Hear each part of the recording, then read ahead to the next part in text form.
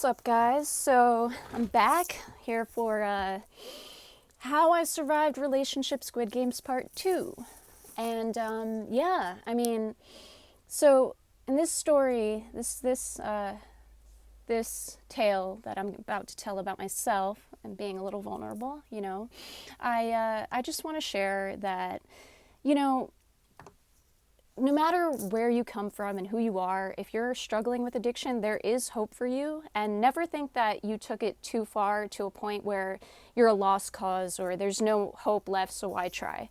Yeah, I just want to start with a little bit of hope for everybody. And something I came to terms with in my meditations is that the universe does favor optimism. It really does, over fear. And that's important to remember when you're lost in the throes of what feels like, a battle you're losing. But to be honest, the only way to win is through humility and acceptance of who you really are. And, I went into that briefly in part 1. And I'm here to talk about the more specific events that really triggered a spiritual awakening, or, what some people might call nirvana. Some people call it, the state of bliss. And it's a spiritual just wholeness of the self where you become the highest version of who you could be. So for me, that person would not be here today without my experience with substances like fentanyl, substances like alcohol, pot, and, some psychedelics. I'm not trying to glorify any of these, and I won't. But I'll say that I did experience a few revelations in my travels as a drug user, and these were pretty shocking at the time because I had lived most of my life very sheltered and average. Like I said in part 1, I've been a pretty average person most of my life. And, to come out here and say now that I am far from it, like I am actually like really in a state of operating out of my highest good. And I'm here as the message now to share strength and hope with anybody else that may be suffering with this disease. Really is not a moral failing. You're not wrong because you took this path, and it may have taken you a little bit longer than somebody else to figure out that it wasn't what you wanted, and that's fine. But for me, I experimented a lot in my active addiction, and substances like mushrooms and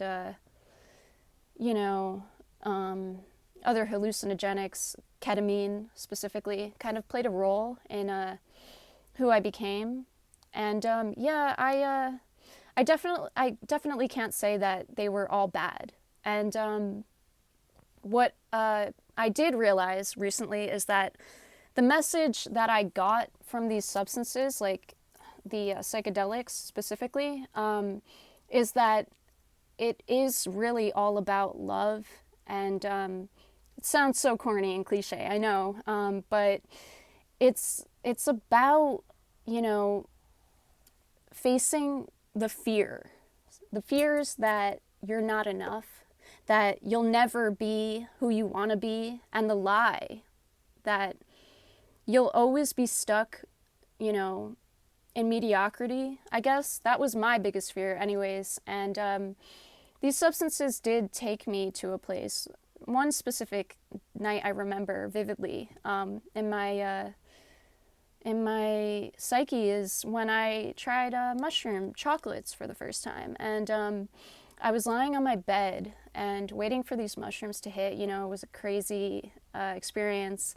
I just remember being really nervous about the whole trip. I planned everything. I was so manipulative to the point where I couldn't even relax during this trip. I had been smoking dope, mind you, through this whole run that I was going through. So when I finally took the time to be like, all right, let's switch gears, and started messing around with the psychs, I realized I'm not in control anymore.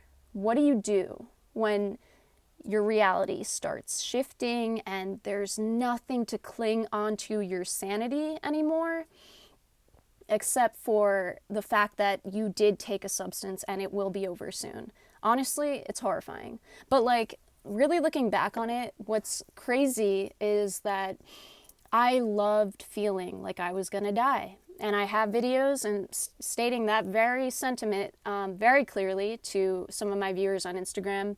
You know, it started off with the pot and the edibles, and I had experience with edibles, so I knew what I was getting myself into. I had dabbled in psychs before, but it was different this time around. It was different because I was still in denial that I was an addict who needed help. I really thought that everything I was doing was for the greater good, you know, even the dope. It was expanding my consciousness, you know. If you had anything negative to say about dope, it was always just like, well, you know what, I want to die anyways, so, you know, I may as well let it take me out now. Like, I'm gonna die young, and that is what it is, you know. It was sad. It was a sad existence, but the mushrooms definitely left an impression on me that night when I took them, and it reminded me of that feeling of unconditional love and acceptance of myself that was missing. And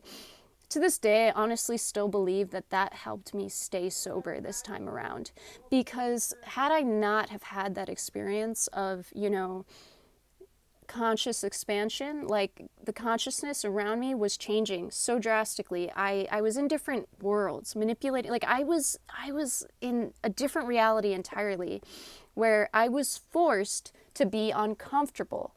And that is the first stage when you accept that you're an addict. You have to accept being uncomfortable, and that's not fun. It's usually pretty horrifying and humiliating to have people around you say, you look like an anxiety walker, your vibe is off, man. And you know, like, I totally get that.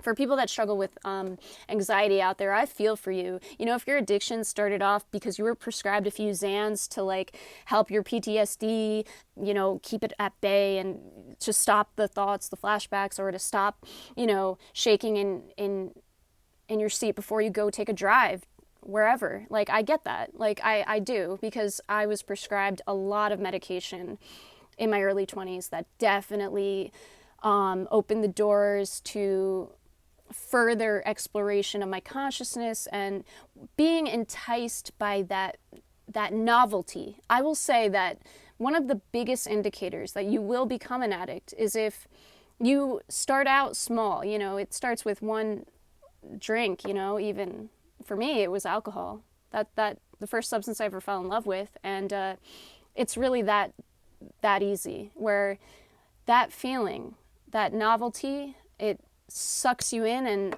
you know, you fall victim to the trap of thinking that you're doing it for the sake of your own growth as a human being, and you're not. At that point, you're really just doing it to escape yourself. That's how it began for me.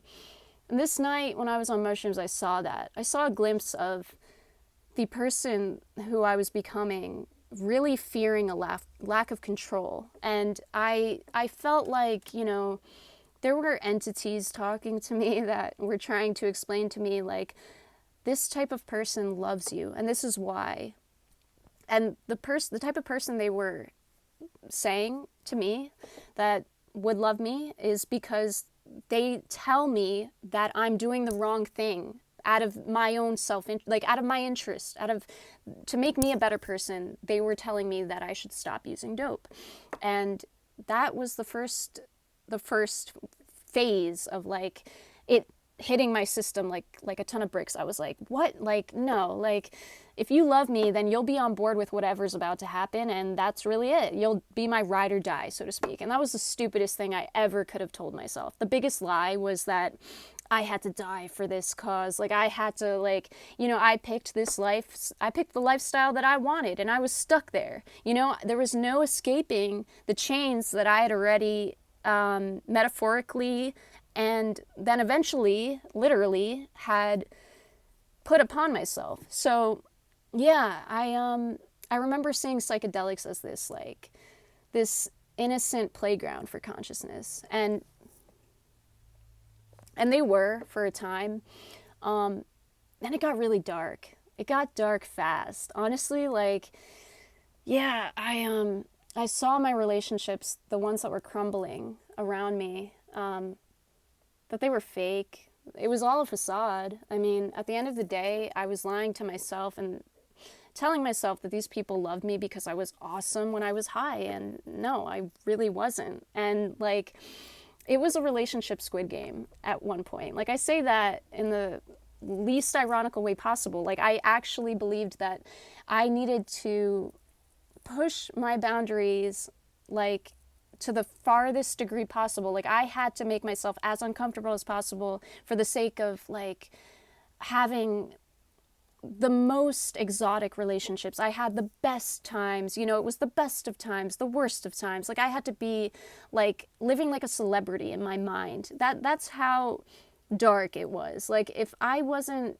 your favorite person, I was the person that you hated. And that was okay.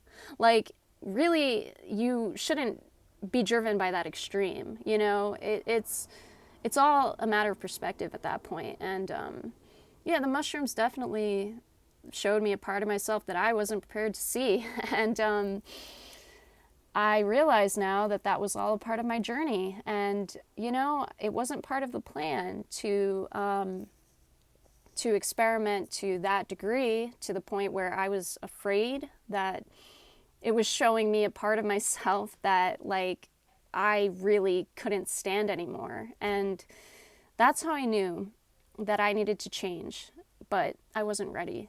And I remember coming out of that trip and immediately calling up my friend, like, hey, you know, let's go back and do some dope, you know, like, let's go get high. And, you know, it's sad when you're not ready and the people around you know, like, you know, you're sinking deeper into your own shit and there's nothing that they could say anymore to stop you from becoming that the absolute worst version of yourself, and they're just watching you sink deeper and deeper into desperation. And yeah, it's a process. It's all a process, you know. For me, I've had insanely like wise trips though that have stood with me throughout this process of, you know, relapse and relationship relapses, because we have those too. Honestly, relationships can be just as profoundly life changing, and if not more so than drugs sometimes. Like, we find somebody that makes it easier to cope with the pain, and we kind of cling to them for our lives. It's all survival, you know? Our brain is a remarkably powerful tool and has the ability to really trick itself into believing that it's doing the right thing when it's not. So, you know, somebody who's studied a lot of psychology, I will say that you'll see what you're ready to see when you're ready to see it. It's nothing you can force upon anybody. So change, true, real change, comes from inside the individual who wants to do it for them, for themselves. Like when I wanted to do it, I wanted it for me. I didn't go to rehab this last time thinking, you know, oh, I just got to survive it. Initially, when I was first there, I was like, oh, this is just like drug court. You know, I'm just forced to be here. My parents said I couldn't come back home if I didn't complete this program. And yeah, there was an incentive behind it. But truthfully, what I realized was as I progressed in my recovery, just as I progressed in addiction, it was the same story. Like, I became profoundly more aware of what was causing the root of me taking substances to the degree that I was taking them. And that was that I wanted it more than I wanted anything else in the world. Like, I just wanted to be an addict, and I wanted to be the best addict that you were going to find. Like, it was like a competition, like at one point of, you know, who can get higher without dying at one point. Like, and I've definitely experienced the tremendous weight of having trauma from substances, and there is trauma that comes along with becoming addicted to a substance, not just the act of being separated from it when you finally wake up, but just the act, like what you did when you were like messed up. Like I think back on some of the things that really they still leave an imprint in my mind, and that would be, you know, some of the top of that list would include the last person that I dated.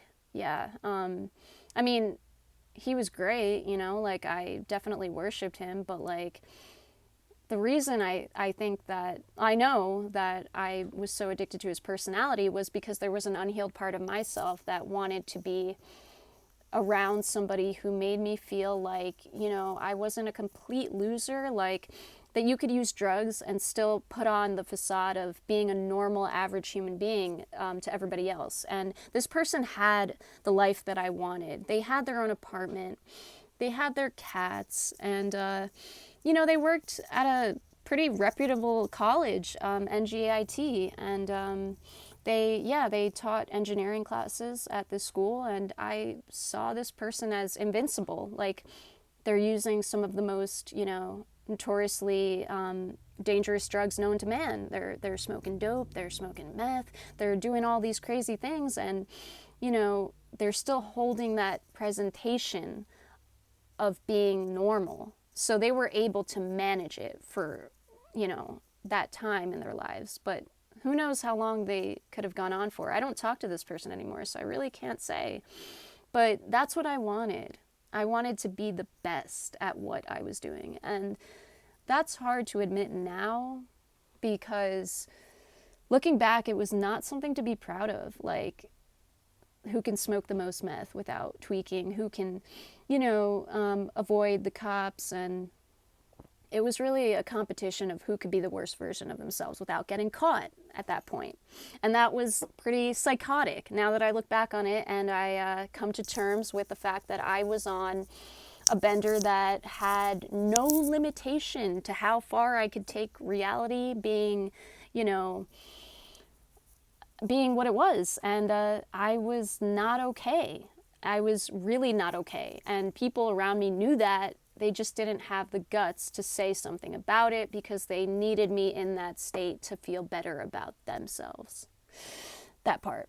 So, you know, that's the first thing that I will say about surviving. When I say surviving relationship Squid Games, it's not always what it appears to be. It never is, actually. It never is. You may see somebody on the surface. It looks shiny, you know, mechanical and beautiful. It's operating the way it should, maybe. But when you start to do a little digging, you go into your little, you know, archaeological dig, you start digging further and finding more artifacts to piece together why they are the way they are. You don't like it anymore, and you question why you were around them in the first place. So that's number one. Number two is that a piece of my soul was lost in the process of developing my addiction as far as it went, and that's totally my fault. Is coming to the realization that it was all me. It was all my experience, and it was painful. It was definitely painful, and it was surreal when it happened, because it was like, you know, it was like looking into the mirror and seeing something for what it really was for the first time. And that was scary. Honestly, like taking off the mask, like when Patrick Bateman pulls his mask off and he sees nothing, but this time around, you know, after being numb for so long with the drug use, being in rehab, day one, you know, having to survive that first night, oh my God, like peeling that mask off for the first time and saying, like, who am I? Like, why and how?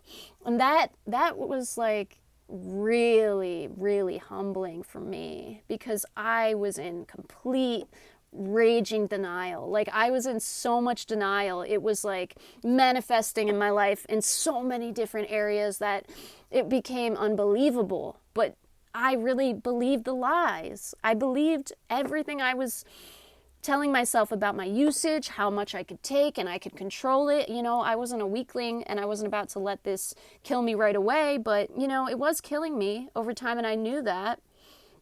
So, it was a radical shift in my consciousness when that happened. And surviving rehab is like nothing else in the world. They say it's like high school. Honestly, it really is in some ways. Like the girls there, especially if you go to an all girls rehab, it's a little bit like numbing of an experience if you survive and live to tell the tale. Like here I am, and let me tell you, I've been threatened to be beaten up. I have experienced, the lack of proper nutrients that come along with that. I did it all to myself, don't get me wrong, but like, no, I lived like a prisoner. I really was forced to go to every single group that we had scheduled for the day. And if I had a panic attack, God forbid, I felt like I needed to rest in my room, it was not okay. Someone with bipolar disorder, I struggled with this greatly because my detox was such a breeze, and it was so easy, and I thought, I can manage this. It'll be fine. I did it over the summer, so I've already done it once. It'll be fine. No, it really wasn't. It was a lack of proper psychiatric, I guess I'd call it like a lack of psychiatric help. Like I didn't have the right tools in place to help me control my mania. I was manic half the time I was at rehab. And let me tell you, if you struggle with mood disorders and you end up in rehab, good luck. Good luck, because not most places aren't prepared to handle that type of dysregulation. Like they might claim to. They might claim to be dual diagnosis, but a lot of them aren't. And the harsh reality was that I was stuck in a institution that could not care less if I was going off the rails psychiatrically, because most of the other people around me were not on the right medication that they should have been on. And that was a scary experience. I was watching people get their stuff stolen and then threatening people, getting into actual physical fights pretty much on a daily basis. It was numbing. Like the experience as a whole was good for me because it keeps me sober. Honestly, like I need a rehab that isn't luxury. They say if you really want it, you can get it anywhere, the help that you really need. Just like if you go to a community college versus a university, it's what you want out of the experience. And that is so true. Like you will get what you need, not what you want.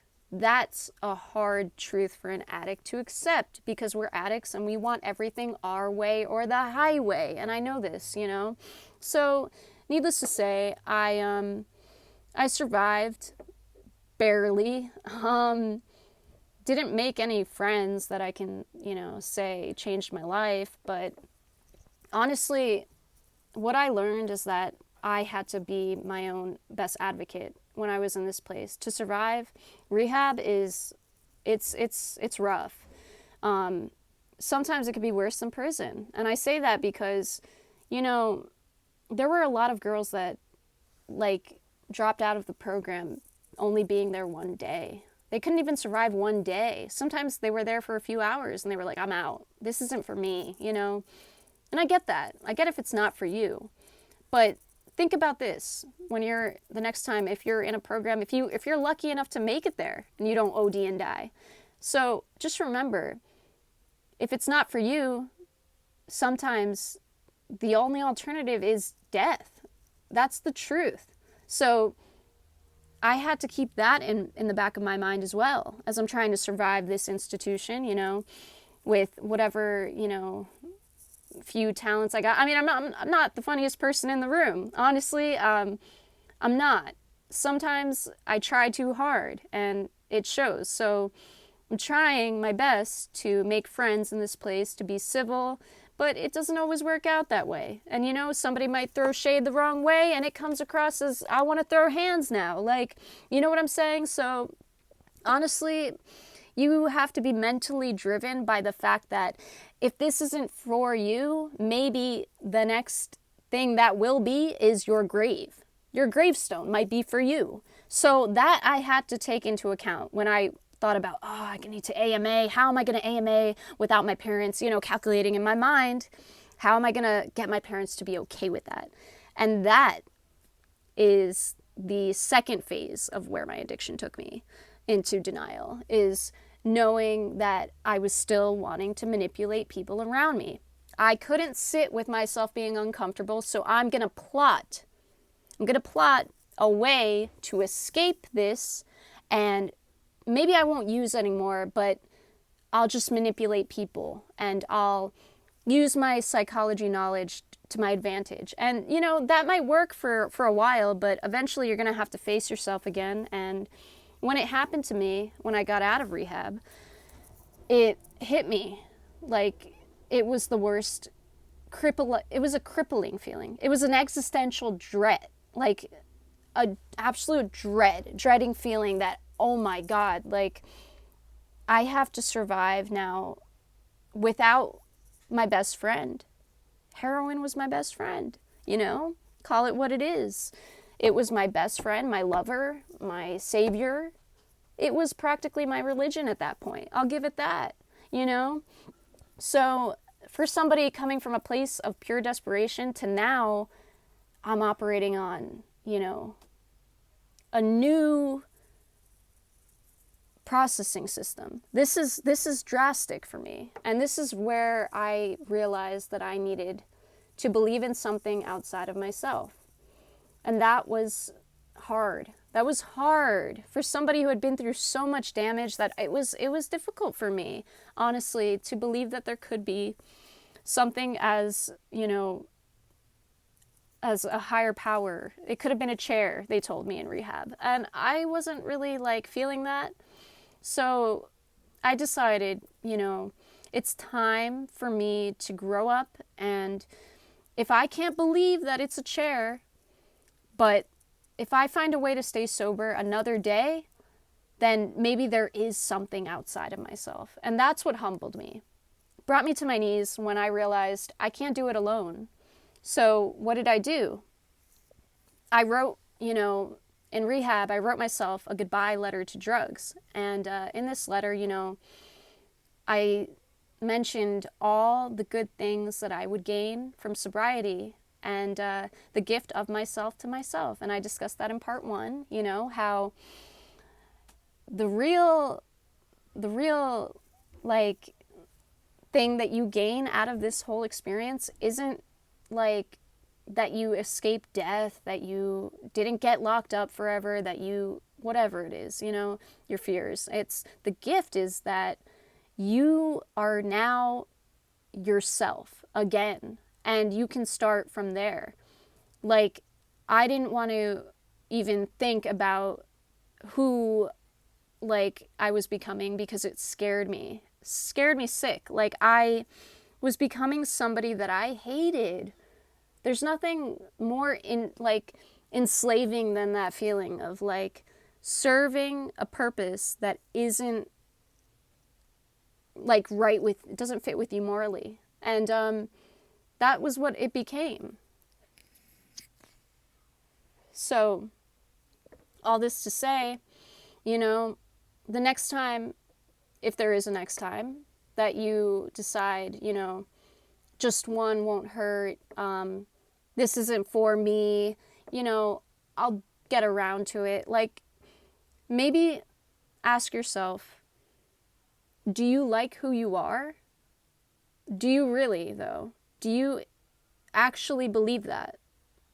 When it becomes unbelievable, you're on the wrong path. And you'll know. I knew. Many times. I had many chances, so many opportunities to get sober. And I let them slide because in my mind, there was nothing There was nothing that anybody could have said that would have kept me clean at that point. And I knew I needed help at the end because I was in denial. So when you find yourself in denial, it might help to stop and think, is this serving my highest purpose and my highest good for the future? You know, sometimes it takes a catastrophic event for that to happen. That could be a near-death experience for some people. It could be losing your entire life savings, losing a loved one, losing a relationship. It could be whatever, but what matters is that you're here and you're willing to accept who you are. So yeah, that's really all I got.